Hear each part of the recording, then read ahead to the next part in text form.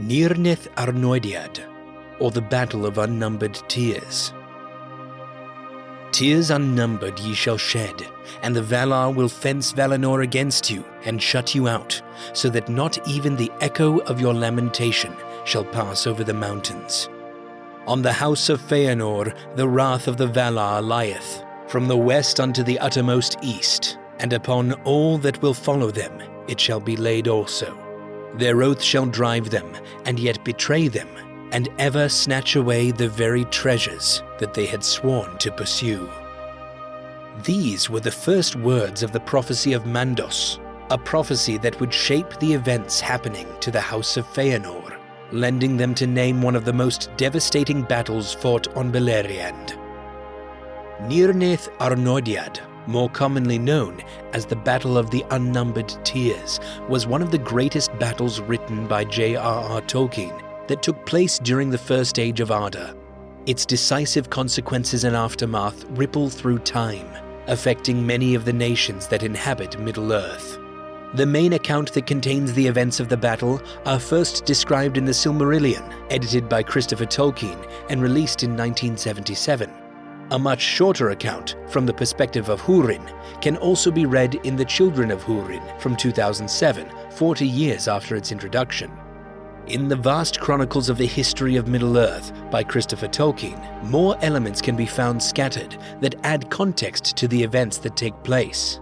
The Grey Annals contain information relating to the Nirnaeth Arnoediad and provide details that further flesh out the story. Precursor. Before we delve into the events of the battle, we need to understand what has led to it, and why, despite the outcome in either direction, it was unavoidable.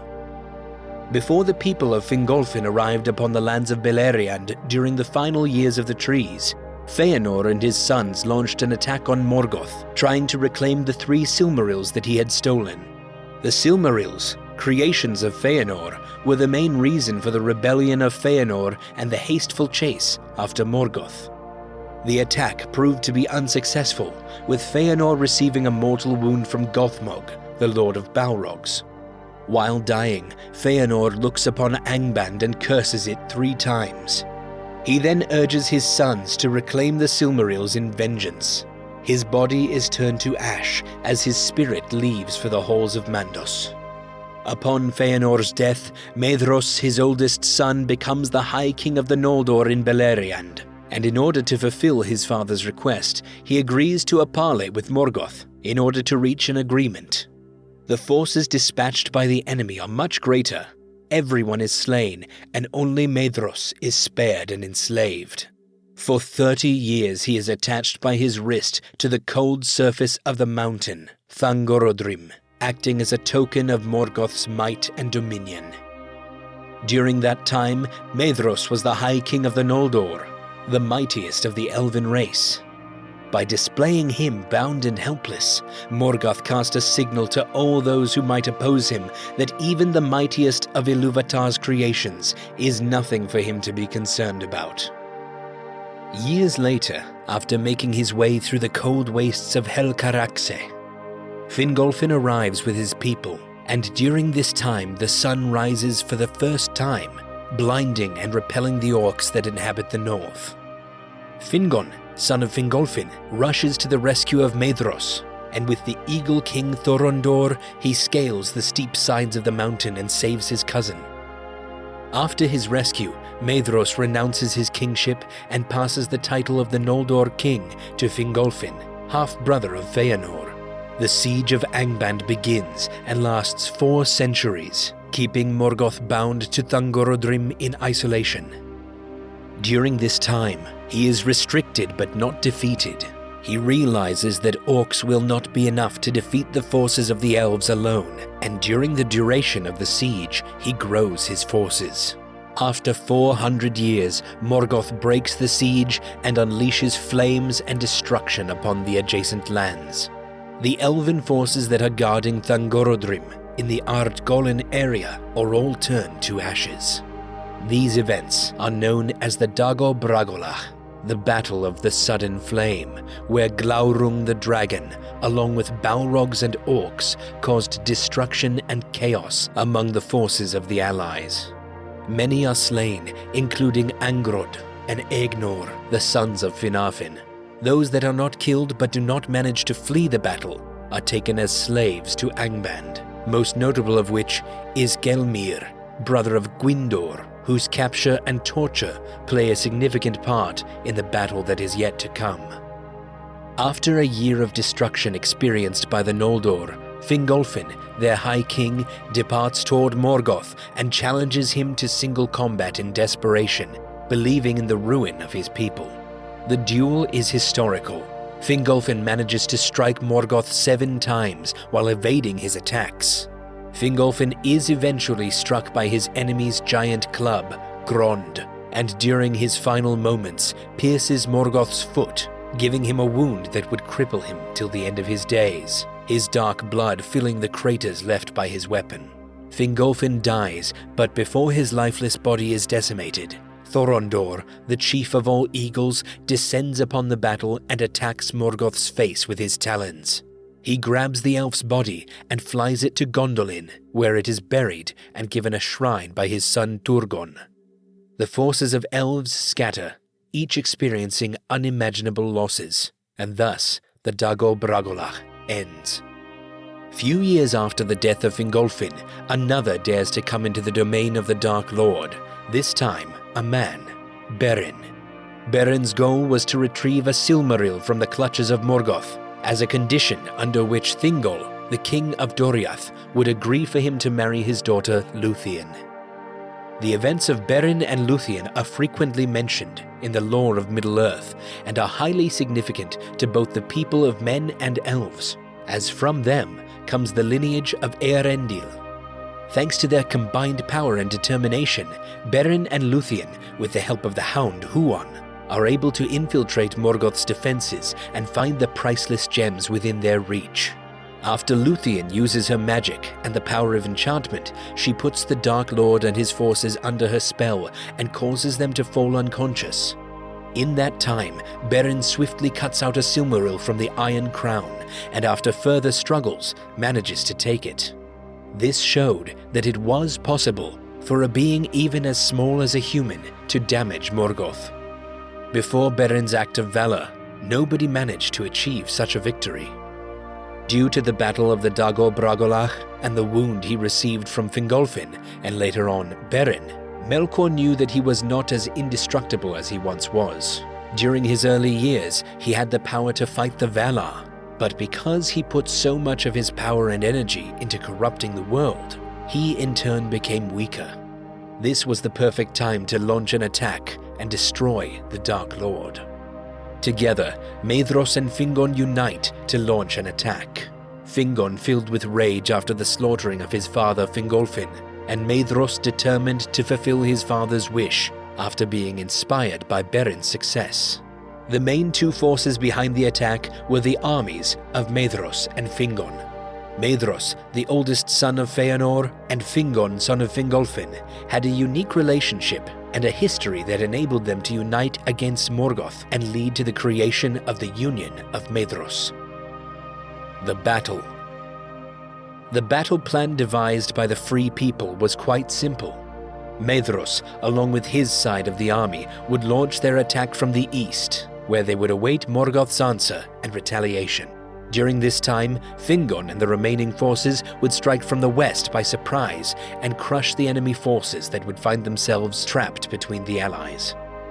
Unfortunately, due to many treacheries devised by the Dark Lord, the events that followed did not go to plan. Everything had begun as it was supposed to. The feat itself of gathering the people to unite was astonishing.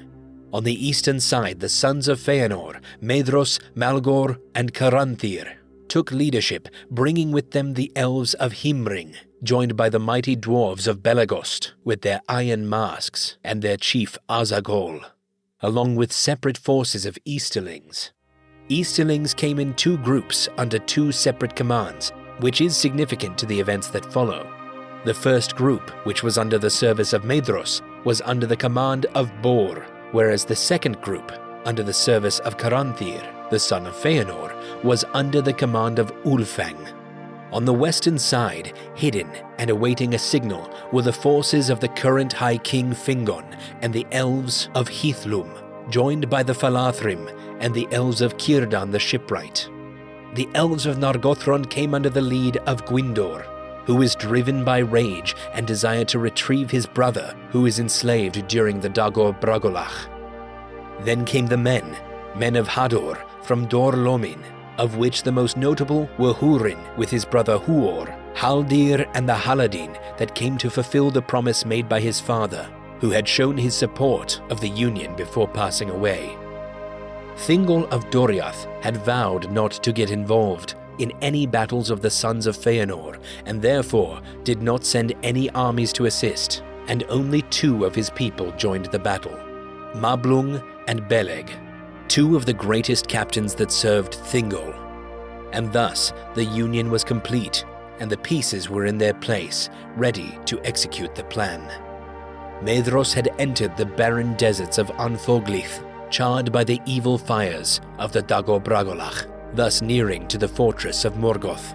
A shadow rose, signaling that the challenge was accepted.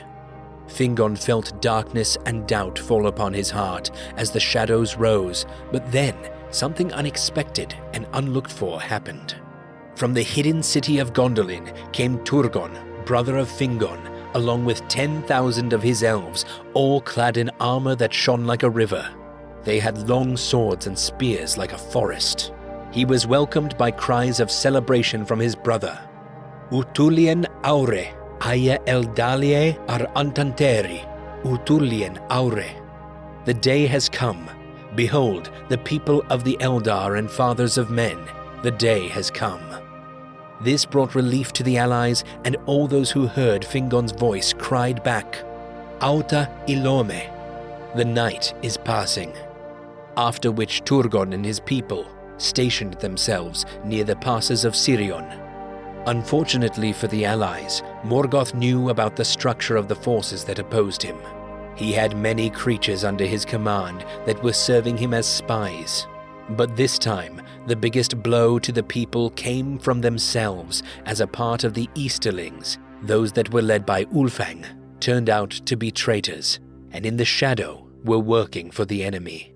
The plan was for Fingon to wait in secrecy, but because Morgoth already knew about his hiding, while sending orcs east to face Maedhros, he also sent hordes of orcs to lure out the Elven King and disrupt their strategy. The orcs came so close that their faces and their eyes could be seen, but Fingon remained strong and did not head out. The orcs were instructed to lure out the hidden forces by any means necessary, and because of their master's detailed knowledge of their plan, they knew what was to be done. Gwyndor looked on with rage as the creatures revealed his brother Gelmir that was captured years prior. He was blinded and helpless. Without holding themselves back, the orcs hacked off his arms, legs, and the head of Gelmir, sending Gwyndor into a fury, upon which he left his position and charged the orcs, the armies of Fingon joining him, and together they head to Angband, destroying any enemy that stands in their way, including the horde that came to lure them out. Turgon prevented himself and his people from joining the hasteful charge. Upon riding and slaying the orcs in their way, the people of Gwyndor and Fingon reached the gates of Angband, slaying all enemies including the guards of the fortress. The allies pounded on the gates, and Morgoth shook upon his throne, this being one of the few times where it is known for him to show fear.